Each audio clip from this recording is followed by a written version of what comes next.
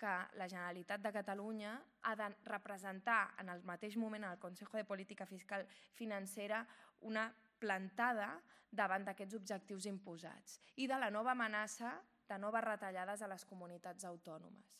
Avui són les comunitats autònomes les que tenen les competències en qüestions fonamentals com l'educació i la sanitat.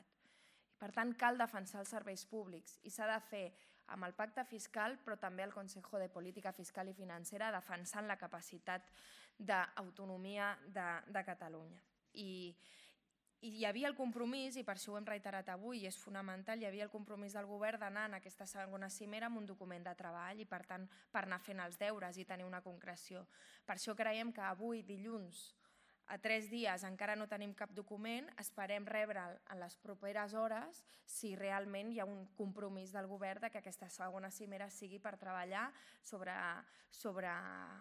propostes concretes. I això és el que reclamem avui. Estem a dilluns, no tenim aquest document.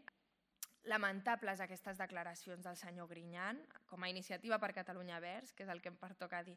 Trobo lamentable que aquesta estratègia ara sigui assumida pel PSOE d'Andalusia, l'estratègia de la confrontació territorial, de posar el dit a l'ull en una altra comunitat autònoma, quan el que caldria segurament des d'una força que es vol dir d'esquerres és plantar cara a les forces recentralitzadores del govern espanyol i a les retallades socials que està fent.